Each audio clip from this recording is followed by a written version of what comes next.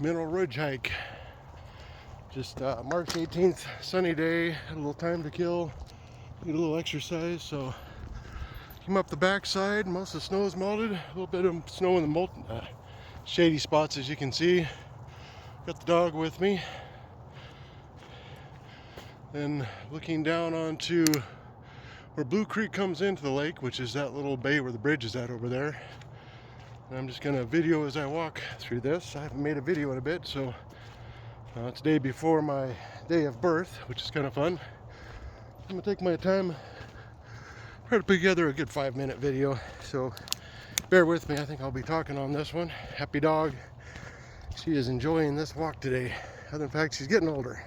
She'll be 13 this July, and I don't think she understands it quite yet. So this hike's also kind of nice. That number 17 in the lower left, there's a guide at the trailhead that talks about kind of waypoints as you're walking. So as you're walking, for kids or even for grown-ups, they can find the number and kind of see what the story is. But the reason this sign's here, mineral exploration site, is you're walking around this ridge, and actually the little drainage that's behind those trees up towards 4th of July Pass, there's a bunch of spots where people had tried to mine. That's what this is kind of pointing to. I don't know if you can see that with the sunshine, but here's a leftover kind of mining dig. There's one over there where that snow pocket is. You can probably see it in here. The dog ran down there a second ago. But just little holes that pop up kind of all over as you look around this area, where people just thinking, oh, this must be a good spot. Maybe there's something there. Go down 5-10 feet, go in across, and then start chipping away to see if there's something of any value. Then say, nope, that was a lot of work. Those 2 weeks are wasted. Let's move on to the next one. And I'd say that number 18, looking towards where Blue Creek comes in, is probably what that's talking to. In fact, I haven't grabbed that parks brochure to say what the numbers are in a while. I think I had done it the first or second year I came up here, so I don't recall what the numbers are, but maybe I'll make a video of that since I'm thinking about it. Hit the highlights for somebody that's never been up here to think about, beyond just the beauty of the hike and the hike, a chance to get a little bit of history. So every spring, the snow brings down a couple new trees, snow and windstorms over the winter. We had a really big windstorm 3 years back now, 2019. So I think I had videoed that before, but you're seeing some of the remnants of those trees down. I'll hit one here in a second, but they opened this up in kind of a swath from Beauty Bay, kind of straight through across the bottom, and then it kind of went across the top of this ridge and knocked down a handful of trees. That's why this spot here that I'm walking through is a little bit more open than the spot I just came out of. And there's one of the more recent blowdowns. Fir, and it's kind of cool, it just uproots them. Looks neat in the forest, but if you look around, there's a handful of them down below me. And then I came up here after the blowdowns, and lots of trees across the trail. It was kind of cool looking. Like a disaster zone, but unique if you've been up here 100 times to come up 101st time after a big storm. But yeah, it's all been cleaned up since. I'm not sure why, but they skidded the logs out of here, which in one sense it does make sense because they're sellable, but for me, I kind of like to see anything that's blown down naturally to stay down, other than cleaning up the trails through. That way you get some natural pockets for animals and kind of a natural regrowth of the forest. But I understand the other side of it. If you leave all that fuel down on the ground, it's probably for the next 15 years really easy to spark a fire, and then lots of dead fuel on the ground takes off pretty easily. And you know how us humans are. You put a random set of humans out in the forest on a common trail, there's going to be, as I always told my daughter, the 5% rule. No matter what you do in society, there's 5% of people are just bad actors. So if you have 1 million people, 100 people, 10 people, just well, I guess 20 people. Out of 20 people, there's gonna be one just kind of bad actor. You know, who knows all the reasons. Everything factors in, but just nature in general. I think the same thing with animals, which humans are one of, but you get my drift. Imagine 5% of all, hard to even say that, 5% of all dogs are bad. That's probably, maybe humans are worse than a worse version of animals. So I'm thinking about the realities of that. But I'll take that back. Every once in a while you get a dog that's a biter, or a dog that needs to be put down because it attacked some kid. So yeah, maybe I'll stick with my 5% rule. All right, enough sociology. I try to stay off of politics and sociology as I'm talking about the world. Yeah, so this is a fresh blowdown, the green limbs on it. So that would have blown down over this last, probably definitely this season, so over this winter. And then I'll say that pines, ponderosa pines, a lot of times will blow down high. So the trunk's good, gets a weak spot a little bit higher up and breaks further off the ground instead of unrooting, but not to say it won't unroot. Oh, we got a dog coming. Yeah, who's a good dog? What you doing? You coming to say hi? Oh, dog meets dog. What you think? Is that another dog?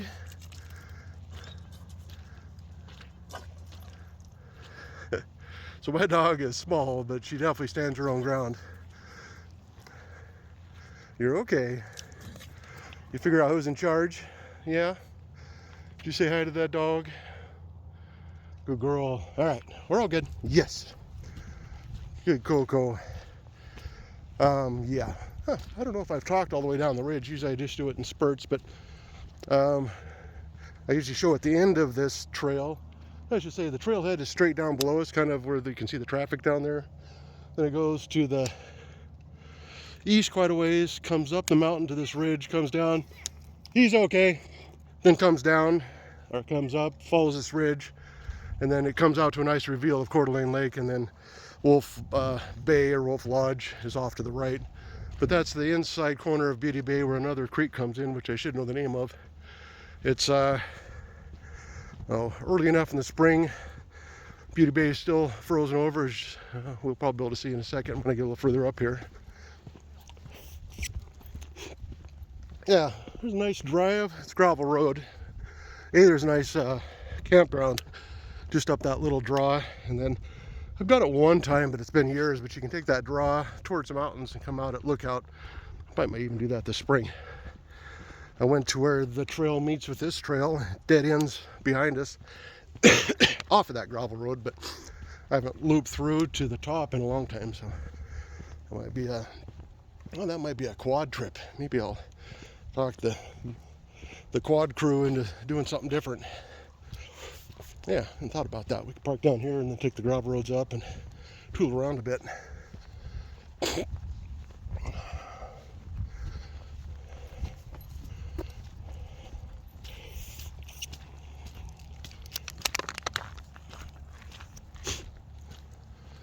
So along the way on this trail, for people that need to take breaks, that's probably a nice way to say that, maybe not as in shape, there's always benches along the way like this one here at kind of nice sitting spots for a good view.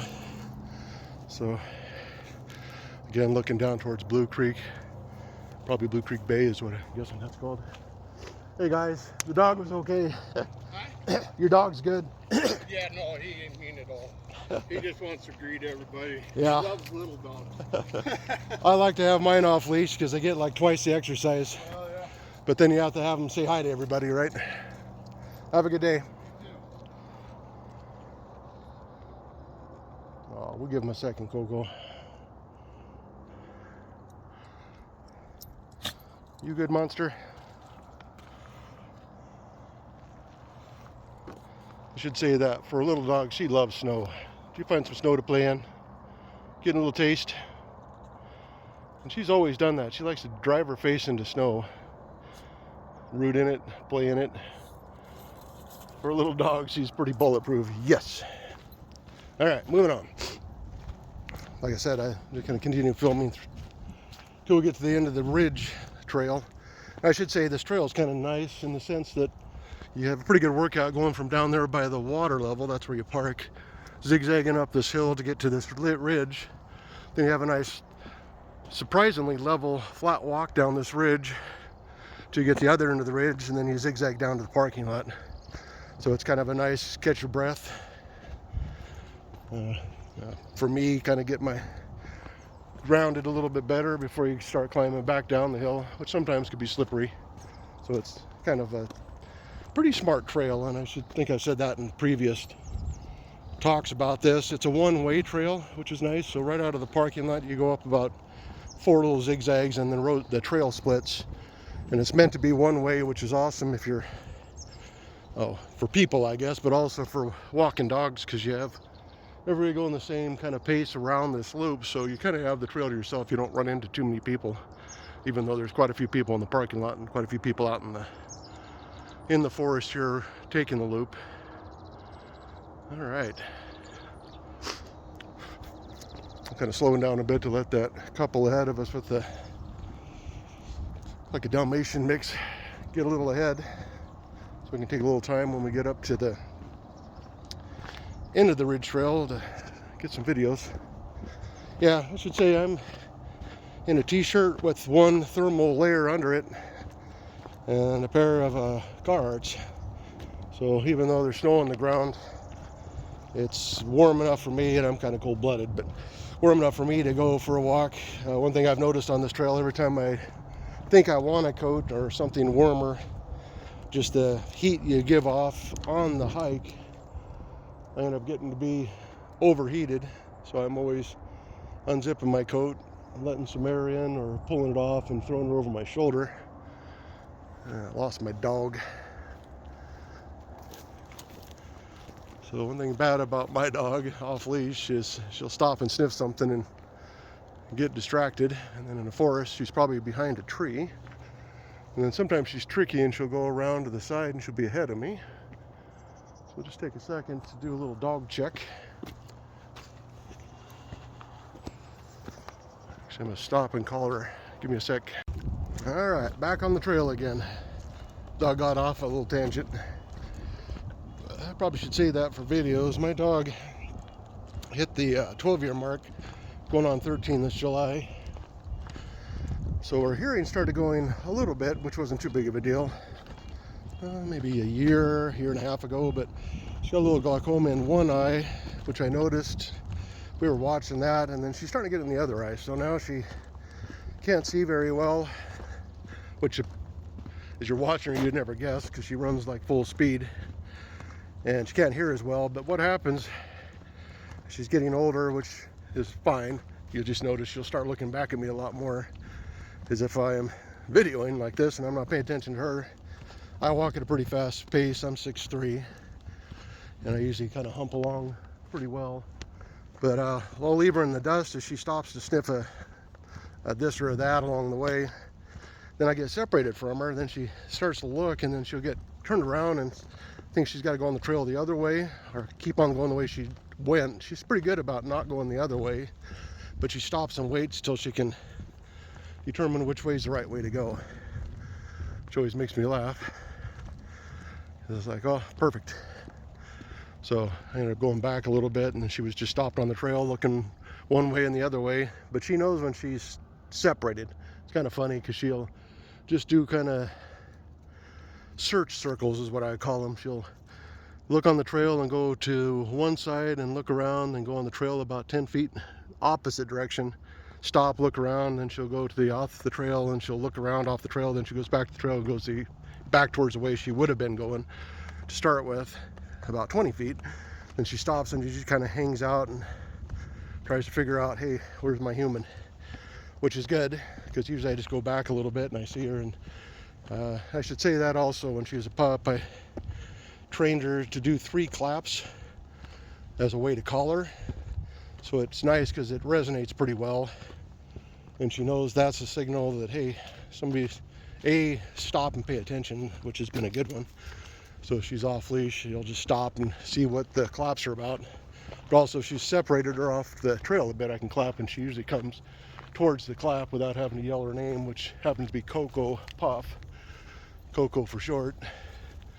So not the best name for a person to yell into a crowd saying, "Hey Coco, hey Coco." So the 3 claps, I think out of necessity with the name, was kind of the winning thing. And you can see she's doing it there. You know, typical dogs. That's something I like to have them off leash. They love to just sniff around, run around, and she gets 10 times the walk distance on these hikes if she's off leash, because she stops and turns and runs ahead, goes off to the side of the trail. I'll go past her. See, if you saw that, she just looked back to make sure I'm tracking now. So every time she does get lost, I notice she starts doing this, gets a little closer, and she pays a little more attention. Make sure the human's close. Oh, reveal. So here I'm talking about the dog. Almost walked past the coolest part. So I'll kind of pan across here. So that's Beauty Bay. That's kind of where you turn, or you're heading for, to find the parking lot for this trailhead.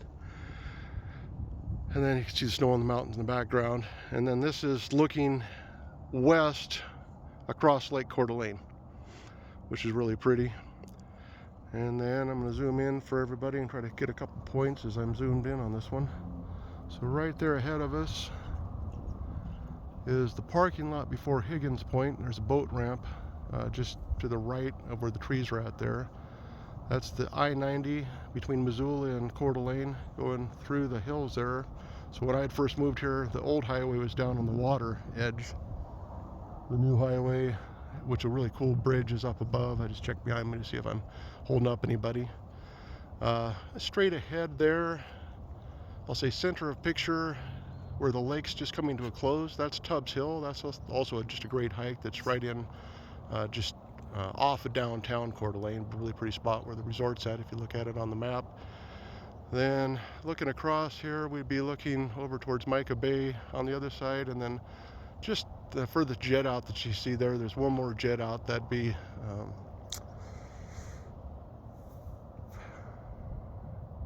I've got another thing in my head. Another spot, common spot when I first got here. It's bought up and it's private now with the resorts. And then, like I'd mentioned, down below us is Beauty Bay. And then the road that goes around Beauty Bay off the interstate goes up into that hill there, then heads down to Harrison, down to St. Mary's, the south end of the lake. So you can make a loop around the lake if you want to go around. Yeah, so still a little cool, but I saw a couple boats out. So I'll kind of walk down from here. As I had mentioned, if you're on the hike, there's a good kind of strategically placed benches. So obviously this is a pretty common spot to stop. Almost everybody stops here, takes some pictures. But the person was take a break. And sat on the bench, which I don't know if I ever sat on this bench. But yeah, this is the view from the bench. So not hurting for scenic beauty here in the Northwest on the Mineral Ridge hike. Yeah. All right. I'm going to head on down the hill to give you an idea what the trail down looks like, and then I'll probably call this a video a little bit further down here. So, as I said, the ridge trail, a ridge portion of the trail, level, pretty easy to walk on, and then as you start going back down the hill, obviously it zigzags to make it a little bit easier, safer to walk on. So we're just going to zigzag on down the hill. Use my English. And I could say one thing people probably don't know about the area. You know, I moved here from outside of Eugene, Oregon, a town called Veneta. But a lot of clay in the soil there. So a couple fun things about that. If it gets on you, it's on you and you look like a mess. But also, if you're on a hike, it is slippery as snot is. I think old people like to say. So you really got to watch your step. You wouldn't know it, but this, as wet as it is, it looks like it would be slippery. I'll try to video a spot where the moisture is coming up through the ground. But almost everything in the soil is rock and sand. So it's actually surprisingly good grip for walking. Rarely you get to a spot that's you have to worry about. And obviously the corollary to that is when it's icy, a little different story. So you can see the moisture kind of wicking up to the top here. That's as sticky as it would be if it was dry. yeah, so this is the trail to give you a feel for what the trail is like. So we just zigzag down this side of the hill. It's more of a direct zigzag. It just goes obviously east-west, going down this hillside. But it makes for an easy walk, and it's a good workout. I think it's like 2.1 miles, so not too long of a hike. It's got a pretty good climb, which is good for the heart, but it's the right length. Plenty of time to get some fresh air, see what the world's doing, clear the brain, keep the dog happy. All the positives of getting out in the world, getting out of a house. I should say that's one of the reasons I like to YouTube these videos. If I build these videos and put them out, if I can get, 5 people, I'll give it that, to say, hey, you know what, it's a nice day, I'm going to get outside and check out a park or check out a hiking trail or check out a place I haven't been before. I'll say my part of my time on this planet has been for good. The thing I think I like about this trail, zigzagging down, is as I get ahead of the dog, all I have to do is stop and look, and I can see quite a ways up the trail and down the trail to see where she's at off leash. And then the other part that's nice off leash here is, like I had mentioned, pretty good separation between you and other people, but you can see people behind you, kind of pace yourself, and people ahead of you pace yourself. So if you have a dog that's like this, that manages being off leash really well, obviously doesn't go more than 20 feet ahead, 20 feet behind or so, pretty easy to walk off leash. If you got a squirrel chaser or a dog that disappears on you, it likes to run, that's a little different story. But fortunately, I've got a little dog, so if she ran, she probably wouldn't go that far anyway. But on the other side of that, she likes to do exactly what she's doing now. Go off leash, get caught up, and look at that. Stop, just like I'd mentioned, and see what I'm doing. And then if I start walking, you go, oh, we're walking. All good. Pretty easy to do.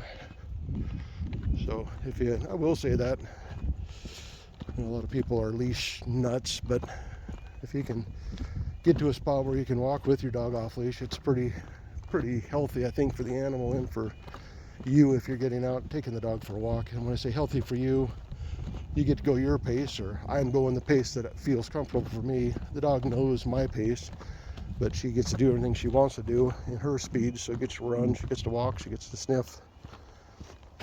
And also I usually push myself on this trail because it's a pretty good climb up and a pretty good climb down.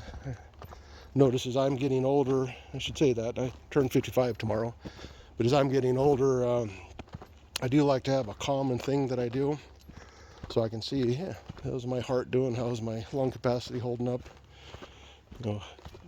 losing strength, gaining strength, losing balance, gaining balance. And part of life is getting to know thyself. Oh, let me try to think. I probably should toss it out there. I'll just say it. It's probably the best way to say it. And having faith, there is a higher power. God put us on this planet for a reason. It's one thing that's kind of nice to be, I think, believe in God. I'll say for me, a Christian. It kind of lightens up the day-to-day load because I don't have to think of why I'm on the planet. God had a plan way before I stepped onto this planet, along with the plan he had for my parents and their parents, all the way back to the beginning. It's kind of a nice way to think about things. It makes it interesting in times that are tough and also times that are good. That humbles you when things are going well. Strengthens you as things are going bad. It's part of the plan, and the plan is a good thing. It's nice to know that the steps you take are moving that plan forward and making the world a better place, just as God had intended. All right, it's funny, I said I don't like to talk about social stuff or politics for the most part. I don't really talk about religious stuff as much as I probably should. But like I said, I try to make these videos more about experience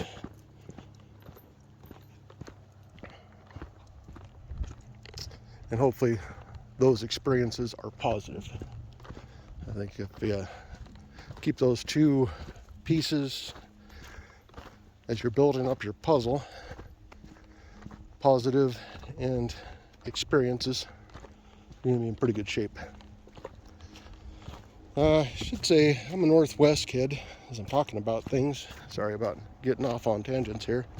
So I've always been around forests, and to me a forest is a natural good thing. But I do know I've met people that grew up in desert, or born and grew up in desert or prairie regions, and they get a little bit overwhelmed by a forest. You know, trees, nature, kind of that I can't see very far from me to the next person. Is there a scary thing out there? Growing up with it, obviously, I never thought twice about it. We had 5 acres when I was growing up. Pretty meager house, or simple house. Surprisingly simple as I think about it. But parents had the right idea. You know, do what you can with what you got. And they focused on the space. They got 5 acres, which is plenty of run around space for a kid. And the road it was on was about 2/3 field and 1/3 forest. So growing up, it was kind of ideal. Got to run around, play in the woods anytime you wanted to with everybody on the lane. And then plenty of room to run or ride bicycles or rode motorcycles as I got older. It's funny. A little bit of Old Northwest in my language. A motorcycle, bicycle. Yeah, just funny stuff. Sickle cycle, creek, crick. I have noticed that, I don't know if I'm more self-aware than the next guy. I don't think I am, but I laugh about some things. A creek and a crick. When I realize that a creek and a crick are two, different ways of saying the same thing, spelt differently, uniquely. I decided in my brain, so this is probably back in grade school, it's a crick if you can jump over it, it's a creek if you can't. Be nice, I even looked it up in Webster to see if there is a definition of each with respect to size, but I have noticed in my life trying to put some kind of clear definition on what is something is a way to make it all make sense. All right, I'm catching up with some folks, so I'm going to hop off the video, call it a day. So sorry for not posting as many videos as I had recently. There's the parking at the trailhead down at Beatty Bay. So I'm going to capture that. And this is the part of the trail where everybody's on the same trail. So okay, then this is at the trailhead, a little picnic area. Couple tables set up, bathroom. That dead ends on that end. Mineral Ridge Nature Trail is what we're calling it specifically. No campfires, no shooting. I kind of like that rule. No motorcycles, no horses. That all makes sense. Then, like I said, there's trail guide books and donations drop. There's a poop bag pickup spot. So that's just natural stuff. And then I'm going to get to the map, which is kind of cool. So it's got the elevations marked out, the trail path, the numbers as I had mentioned before, and if I can see it, looks like 2200, 2100 I think is lake level here, and then looks like over 3000, 3220 is the peak that's to the right, and the ridge goes at about 2800 feet. Okay, one more addition to my Mineral Ridge video. It might not be that much of an addition, but I'd mentioned that there's a creek that comes in to Beatty Bay below Mineral Ridge, which is really to my left in the big picture of things. I'm going to drive up to the campground, kind of show off the campground. But as you can see, we haven't really got out of the snow quite as much as might be required to do that. So I think it'll be open to the campground, but I'm not sure yet. Other reason I'm driving down here is I was thinking about that quad trip, spring quad trip. We usually drive quads up camping, so we kind of have plenty of room to go ride quads. But before it's camping season, it's nice to get up and run around in the spring down here in the the lowlands, if you want to call that before you head up. Yeah, perfect. I think it is going to be open to the campground, which makes sense. And then behind me, that's what I was looking for. There's a place you can pull off, enough room for a few rigs to unload quads. We got some snow here. And I will say this, the truck isn't wonderful for potholes. So Beauty Creek Campground is what it's called. We'll pull up here, get turned around.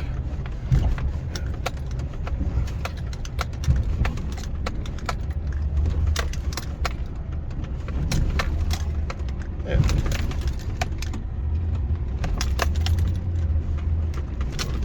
This road looks like it's cleared off into the campground. We'll just pull into the campground. Only we're up here, let the dog stretch his legs out.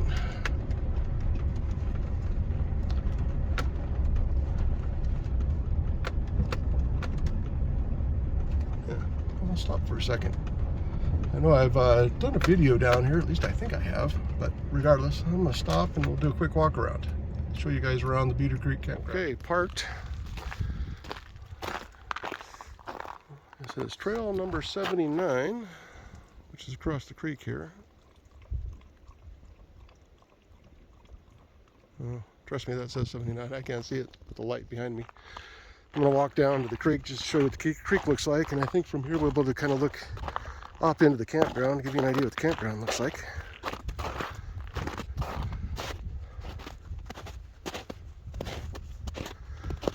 But nice campground, pretty big, it's pretty long, plenty of room, room for a good handful of trailers, campers.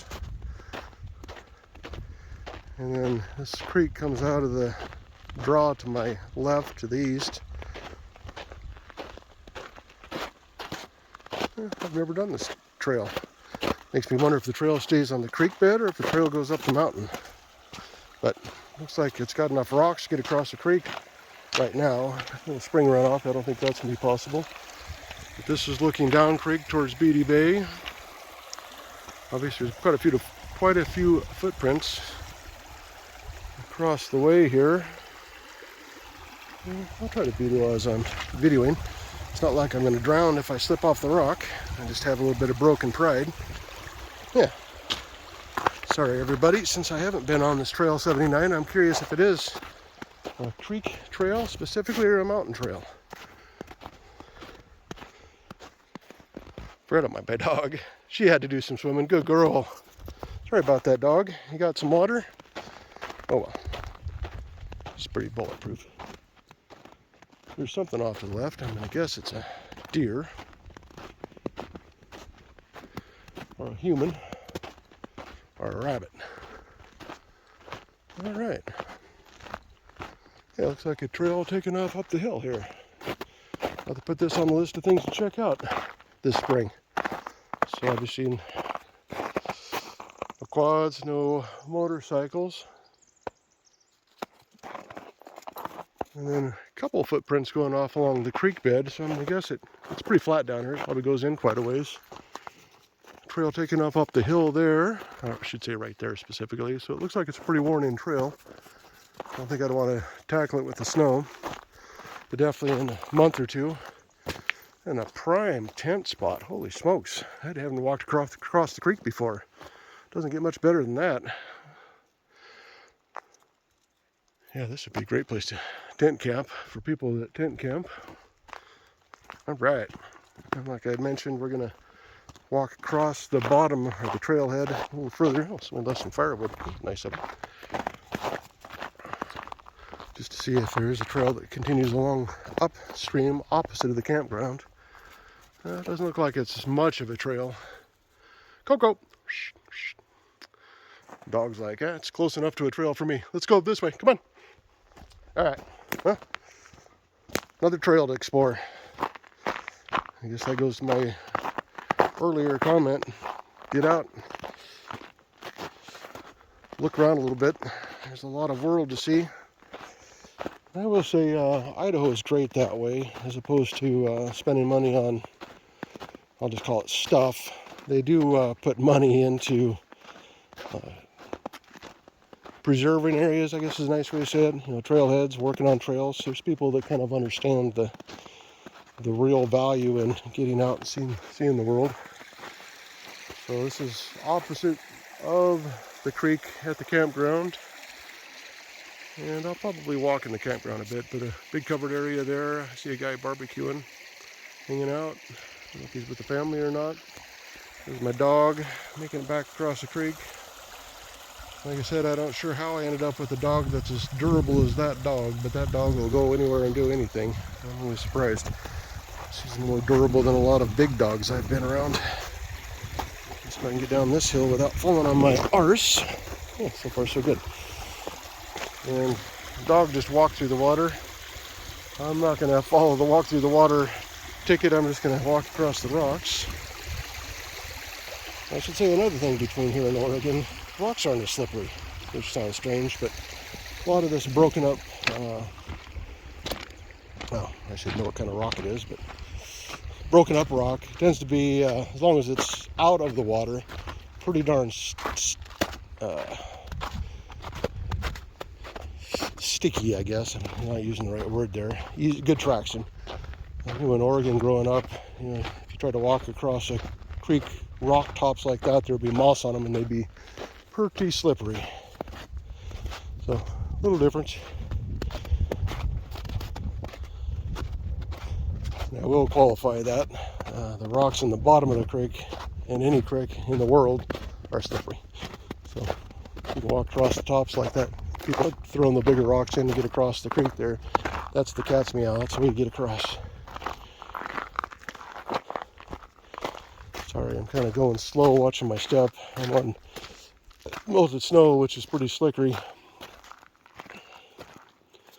Yeah, since we're here, we'll walk into the campground. I don't think I'll bother this gentleman too much. As I mentioned, the main roads to the left parallels this camping area. It's kind of nice. There's below me is a paved one way through the camping area, and then there's room for tents and there's room for trailers back in here. And I've never camped in here, but I've driven by it a handful of times and seen quite a few people camping down in here. So bathrooms, like I had mentioned, the covered area. There's a manual water pump, which is actually kind of cool in the big picture of things, how things work. But yeah, this paved road will loop back into the main road, which is up above us there. And I think I'm going to stop there. I don't need to walk down through the camp any further.